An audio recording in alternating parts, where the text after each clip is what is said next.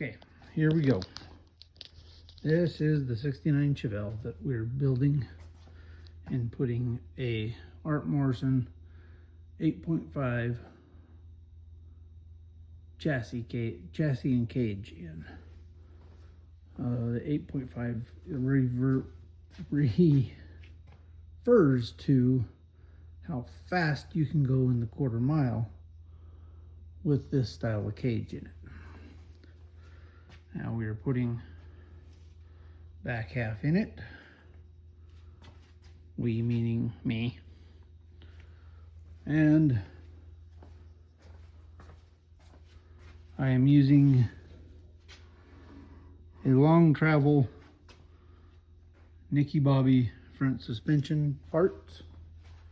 He does not have upper and lower A-arms in his kit. I had to go buy them and modify them like he did in his video, but they are all installed, the long travel stuff. Then we're here, and I found a problem with this particular car that had been wrecked before and then put on a frame rack to straighten the frame before we started this process. And the problem that I have found is between here, well actually like here and here, this part of the frame is twisted and bent back.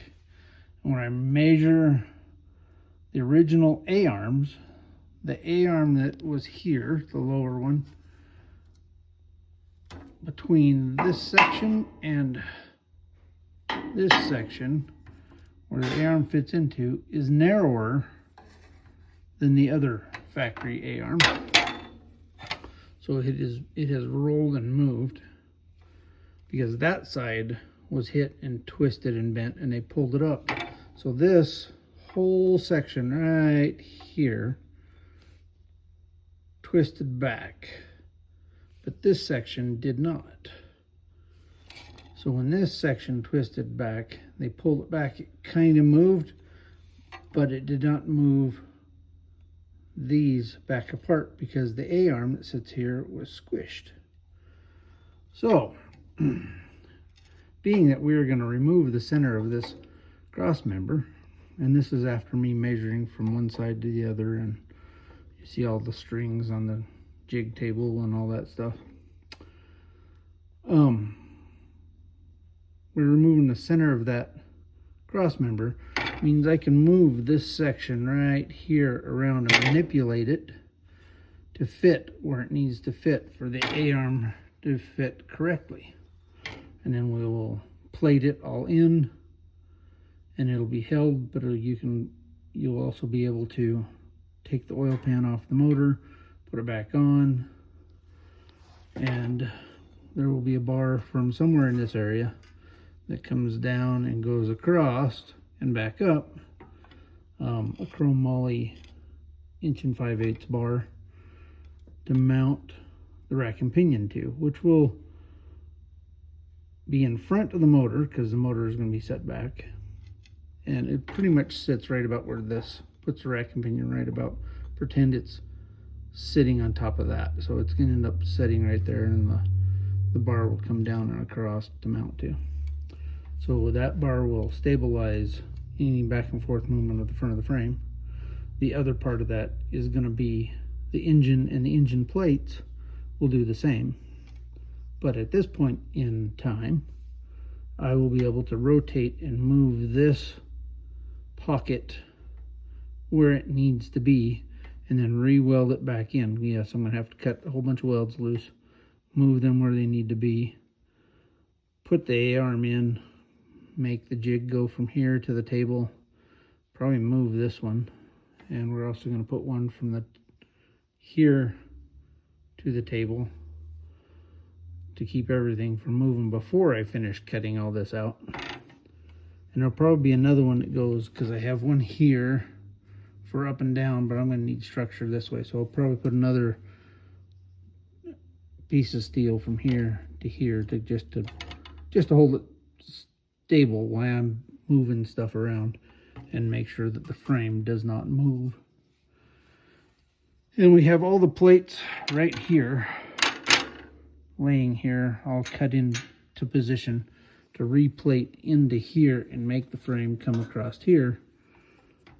I don't want to do that yet until I am done running brake lines from here inside the frame through this middle bar or piece of pipe that or chromoly tubing that I'm going to put in there, which I have to bend and build. I'll run the brake line through that and back up into that other side of the frame and come out, because they usually come out or sat right here and then ran on this side, that side, I can't remember, I took it out, underneath the motor and over to the other side for the brake lines.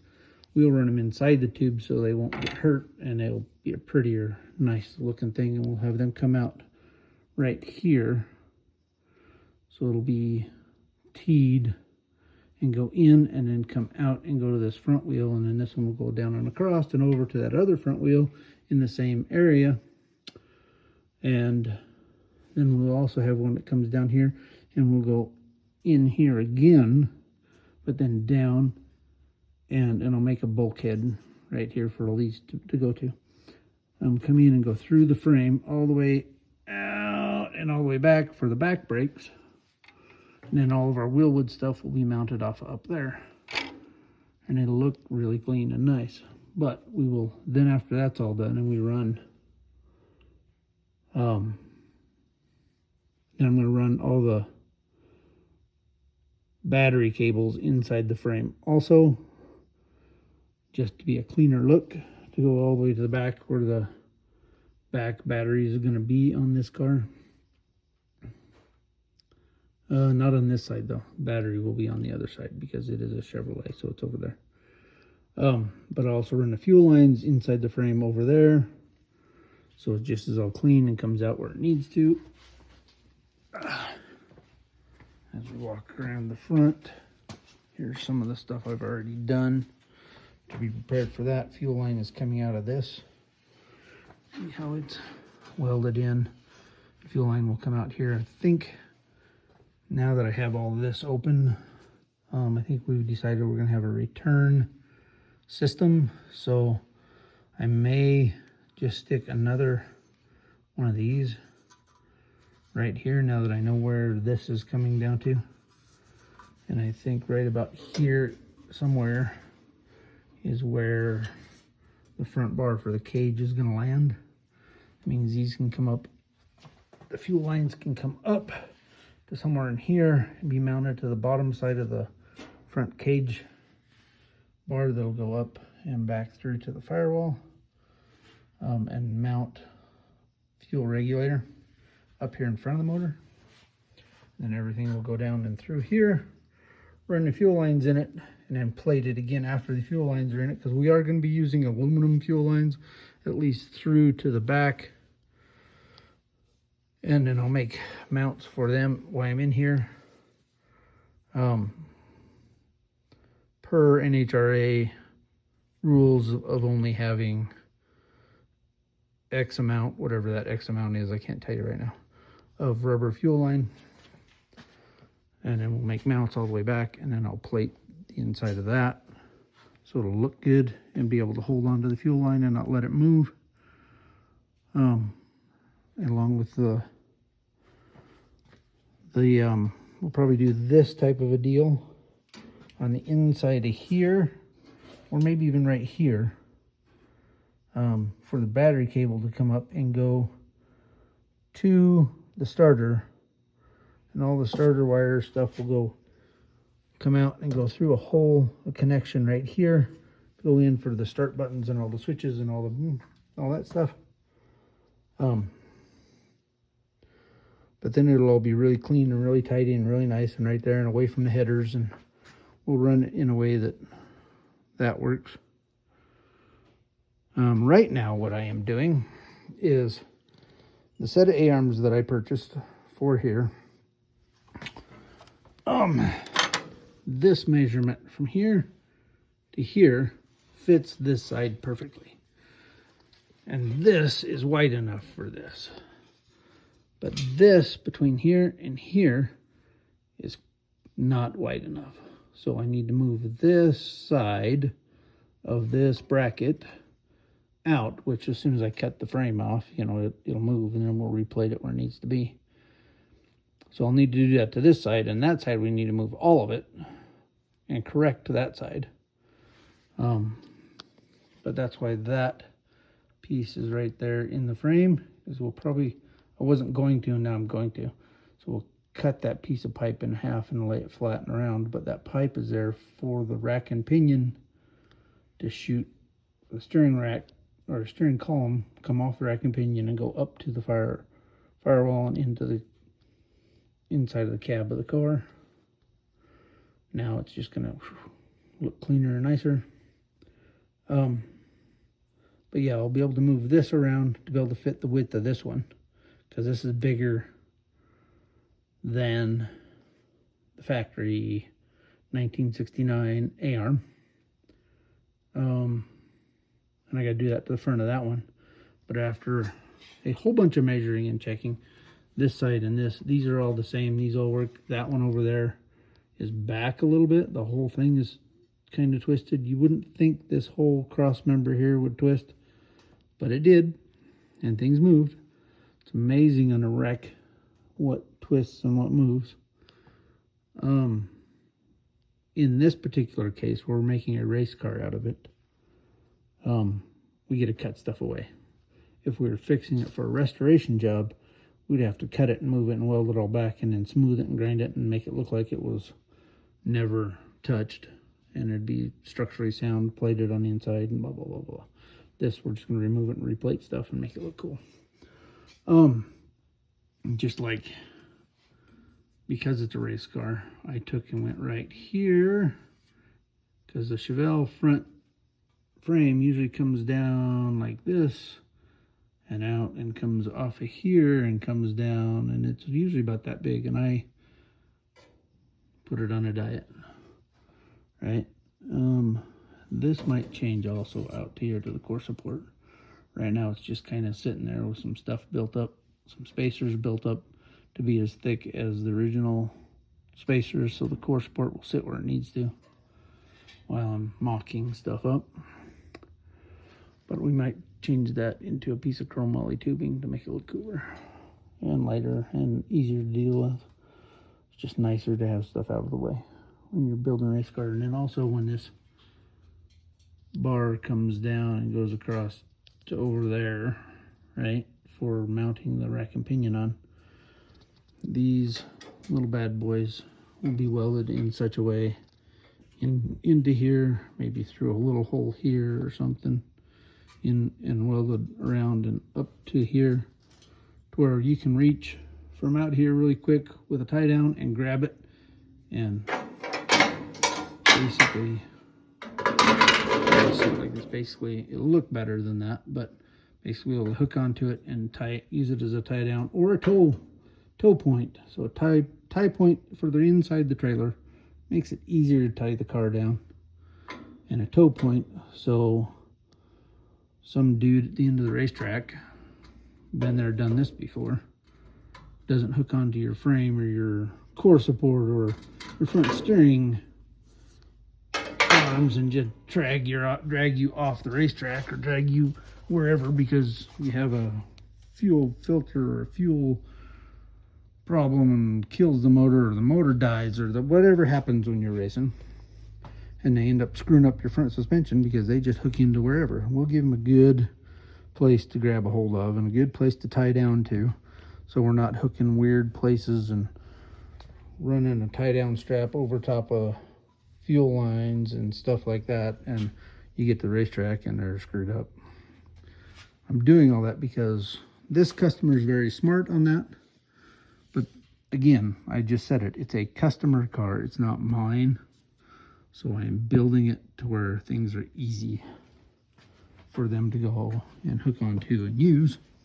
And we'll probably put the same style, because there's 4 of them there, in the back of here somewhere. So when you get it in a race car trailer, you can hook onto that and tie it down pretty easily without having to crawl way under the car. You know, and I like tying to the frame and down to the trailer when you're transporting them, and be able to put like a bag underneath the frame so you can airbag it up and tie them down to it, and now your suspension doesn't move up and down going down the road, and you put 10,000 miles on your suspension bouncing on a damn trailer and screwing up your thing and going, why are my $1,000 a pair of shocks wore out and I've only gone to 2 races? Yeah, there's some of that you got to pay attention to. But this is where we are here. And as I said before, this A-arm is actually, I don't know if I said it or not, but I should have. This A-arm that I purchased is 1/8 of an inch wider here than the factory A-arms, and then its brother on the other side. So when it was built, it was 1/8 of an inch too wide. So I got to bring it in 1/8 so it matches the same measurement from this line right here. Not necessarily this one, because this is polyurethane, and it's really good place to measure from, but it's not correct. So I measure from right here to right here, because steel doesn't move unless you make it move, which I'm about ready to do here. So I've got this all cut out. Got enough, about 1/8 inch worth of a gap here.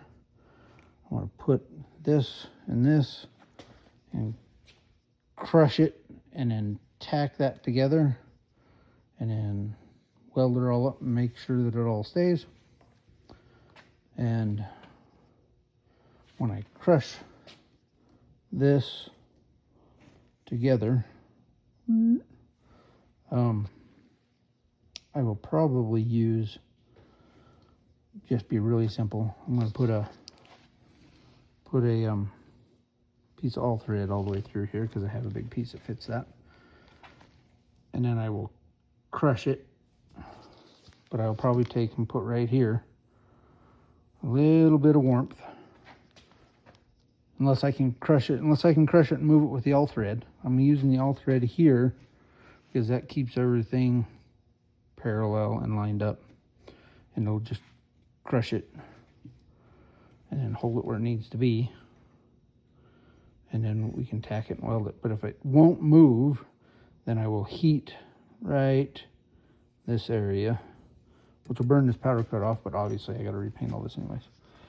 And then the front coilover suspension that we're putting in this, I have to build a mount for the front coilover shocks anyways, which I should order next week. I'm not going to order them now because this is the day after Christmas. So I'll order them next week and get them here. We were just wanting to get everything else done before we ordered them, and then it became the Christmas season and nobody wanted to order that stuff and it not show up because of whatever freight stuff happens over Christmas. So we'll get that done, and we'll get everything set in place. Then I can put the whole front suspension together and mock it up and get everything welded in and going. But here we go. This is probably the first time I've talked about this car on camera or on phone, because we're using my phone as a camera. But there we go. That's the first stuff of this. I am going to rebuild this whole front core support. Right now you can see that I've cut it out, and this is where the bottom of the core support sat. So that's where the bottom of the radiator is going to sit. And we'll just build, I'm going to build tube to it. Like, see, I've already got a piece of tube across here. Just kind of mocked up, looking to give me an idea what I got to do.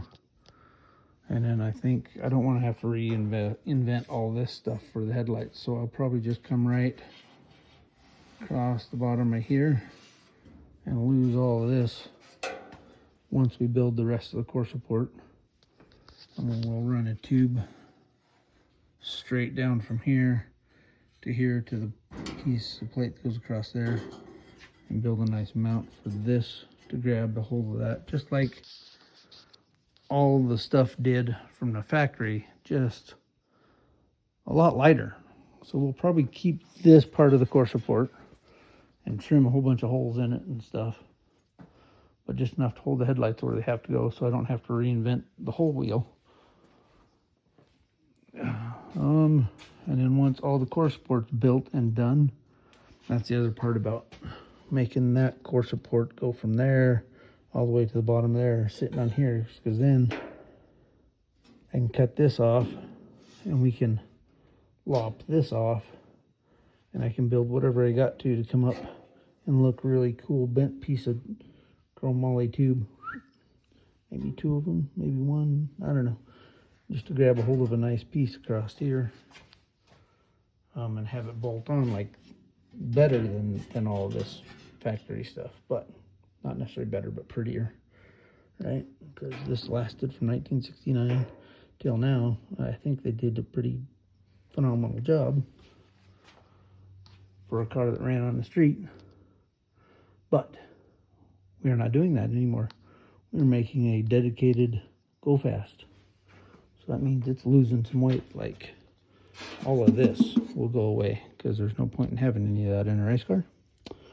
Depending upon how we mount the floor and run the cage through, all of this might go away too. Right now I've got this little piece of scrap welded to here and tacked to here, because if I take these bolts out, the body tends to go, because that's the only thing bolting this to this right now.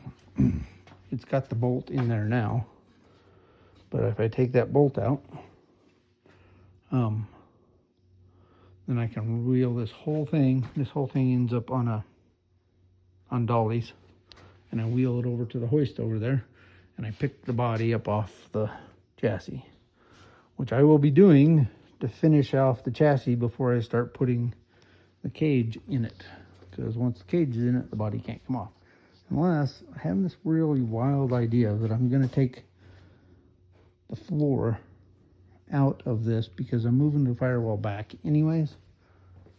So if I brace up the body and we're on the lift, I can cut the floor out of it, pick the whole car up, and go up and down multiple times as I assemble and build the cage, which we have the cage all right there, all the main hoops and stuff from Art Morrison. But then I can get it really tight to the roof and really tight to all the A-pillars and all that stuff. And then I can lift the car body off, which the fenders are just bolted on, so they come off easy. But I can lift the car body off and weld on top of all the bars. That is usually a pain in the butt to get to. And if I cut it right here, I can end up with the front bars coming out and down. And then we're going to reevaluate where the firewall goes anyways, because we're moving the engine back. And that might make everything a little easier to do that. And I can set the body on, move the firewall back. Like, we remove this, we cut the body here, we cut I don't know, we may just take the firewall out to above the fenders, take the firewall and set it aside, and go up and down 100 times until we decide we got everything where they needs to be, and decide how it mounts before we take that off. Get the cage on it, or we can just drape the body over it and have it all in the right spot. Come up with a deal like this in a different location, because once this firewall comes out, this mounting point is a goner. So, you know, I got to come up with all that kind of little stuff. And believe me, this mounting point wouldn't stay anyways. This is just temporary so I don't lose it. It'll just take them tack welds off, gone. So I'm speaking like this is going to take like a couple minutes. yeah, not. It's gonna take days and weeks. Luckily for this buyer of this car, he bought this car and it was stripped like it is now. Matter of fact, it did have the floor in the bottom and the inner fender wells in the back, but it did not have this piece here across there because someone had cut it out of there to fix their car. So we have a new one of those sitting there to put in there and splice together. Before I move any of this and do like I already told you I was going to do is remove the floor, we have to make this section work. So first I want to make the front suspension work, and while I'm waiting on parts I can do the back of here, just like I did this wheel well opening. We added 3 inches right here. Technically what we did is we left factory metal, 3 inches of it right here, and we bought these sections here that are rust repair pieces, and I marked the hell out of it and figured it all out. Left the 3 inches there, split that piece in the middle, stretched it 3 inches, welded it together, welded the 3 inches here, and then we've glued all this on, and I've re-welded this all together to where it still looks like factory, and moved everything forward and lost all the stuff that was up in there. I'm not done removing everything right there, but I gotta figure out what to do with all the window stuff, how we're gonna mount that window, because he wants to keep that window in there. He doesn't want it to go up and down, but so I gotta get up there and think about that and get that done. But that also means that all the trim molding that's all rubber, because this car will have windows in it and they got to close against something, that all has to be replaced. So I got to take that out, paint it, clean it, replace it before I permanently mount this up against there. And you think, well, would you want to do that before you paint the car? Well, you know, we're not painting this car, actually, to be honest. He is a partial owner of a wrap company, so we are going to paint the inside of the car, clean it up, make all that stuff jams all nice, put it all together, probably put a good epoxy primer, because that's what they said would work. I'm thinking more like a not necessarily an epoxy primer, but we're probably going to do a single stage old school color on it, whether it's just gray or something. But I do know that the wrap does not stick to primer very well, but it will stick to the paint, and it doesn't stick to bare metal very well, so it has to have paint on it. So we're going to put some sort of something on it, even if it's just a single stage blue, because the car's going to be blue, and then they can wrap it and make it whatever pretty color blue they want it. But I think I'm going to get factory color to match all the inside. If we can do it in a single stage, I'll do it enough to where that I can just, once the body work's done, we can just cover it like you would with primer. I guess a epoxy primer, good epoxy single stage paint, and then they can go ahead and wrap this bad boy. But that means we don't have to have a $1 million paint job on it, because they'll do whatever they want with the wrap. But it does have to have something that it can adhere to and be smooth, and we have to make all the body work done and all that stuff. But that is where I am at. My job before, well, in the next 2 months, I really want to get this down and rolling on the ground. I think I got all the parts other than the actual axles. That's one of the next things we got to order in, is I got to cut this differential, probably take it to my buddy at the sandblaster and have him sandblast it and clean it all up. cut the rear end. I got all the parts for it other than the axle shafts. And we will brace it and weld it and shorten it and do all that stuff that I do and I have been doing for, I hate to admit, but probably like 30 years. Get all that stuff done. We have all the parts to make the rear suspension work. Like I said, other than the axle shafts themselves. And we will have all the parts for the front suspension within the next week or so, however long it takes to order in the front coilover, which mount here and into the A-arm, whatever that takes to get here. And then it'll be setting, because right now I set this car up at, I cut coil springs and stuff, and I set this car at ride height on this table. So from here to here is what ride height will be when the car is done. I like to do it that way because now I can get underneath it when it's on the table and do all the stuff I need to, but then also I know all the measurements to go to.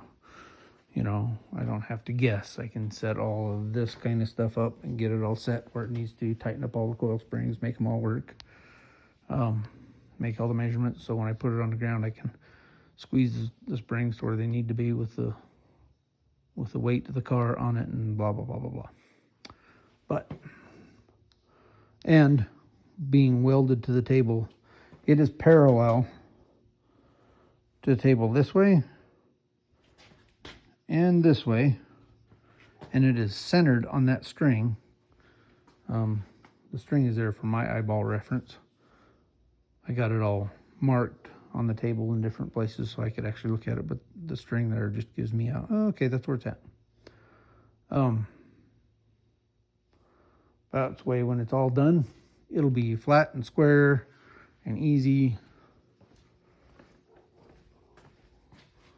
So all this will be square and done. I do have to still attach this frame to that frame. And I've got all these jigs where it's all hanging where it needs to be right now. But I'm going to do the front, then I'm going to come back here and attach the frame to the, the back half frame to the new front, to the old front frame, make all that work, and then make all the steps happen. So it's a lot more work than people think it is. I love doing it. And this one I will probably not make the money that I should make on it. I'm not doing too bad. The owner's taking care of me, but I want this one down and on the ground and rolling and running and out the door. And then I will, if I do another one, it'll be my own. I will do another one for somebody if they want me to, but it'll be all by the hour. And because the last one I did, the guy ended up not out to the racetrack. He ended up having a stroke, and I don't even know where the car is at right now. It was a roller when it left here. Now this one's going to be a roller here shortly. I've done a lot of the same things to the last one that I'm doing to this one, but you always learn on them, so things are different. Like we put the Nicky Bobby ink upper shock mounts in it, which gives us long travel stuff. We put his longer ball joints in it, so it changes all the geometry, so we get a lot of front motion, front travel, and then it'll also be able to lock that down if we want to. But we'll be able to change all that stuff depending on track conditions. And I say we because I know this guy and I've known this owner for years. And from what I understand, I think I'm probably going to be babysitting him and helping him out, which is fine for the first little while. And then he's just going to go play and have fun and find out everything that we have found out for my whole life of, hey, the race car's done. No, the race car's never done. Race car is never done. You're always doing something to it, but it'll be done and out of my hair and let him learn that, oh, I want to change that, and oh, I want to change this, and oh, but for the most part, the cage and the chassis and everything, we did this kind of stuff. So he has a room to learn and move and change, and the car can do some stuff that, you know, that's the other reason for doing a 4-link rear suspension, is so things can be adapted to the track easier and blah, blah, blah, blah, blah. So, anyways, I am now going to go to work on that A-arm over there. And once I get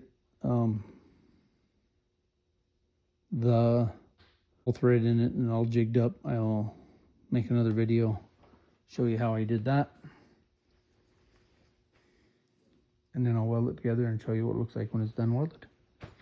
And make sure everything fits there. And we'll make little progresses on how I move all that front suspension stuff around, one step at a time. So plans change. Plans always change. We are going to use my press to compress the A-arm the amount it needs to before I weld it back together. And I already measured and set it up. We've moved it 1/8 of an inch. Now I'm going to weld it in sections all the way around to try and get it to stay and not bend. When you heat it with the welder or with the weld and the weld shrinks, it pulls it more. So we're going to do it in sections to try and get it to stay where it's at. Yeah, so when I'm done, I'll let you see it. We have successfully, I'm trying to look for the word, compressed the distance between here and here permanently, and it's actually square. I mean, that sounds weird because it's a piece of pipe, but it's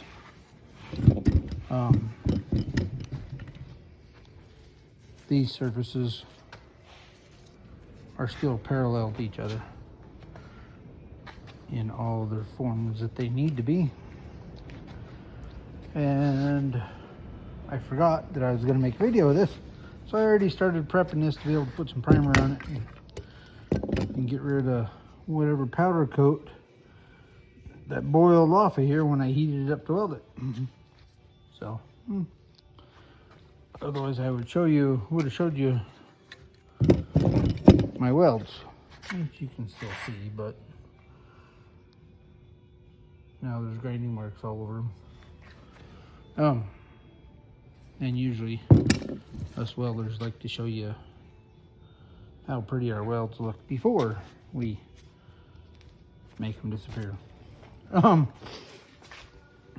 Yeah. Okay,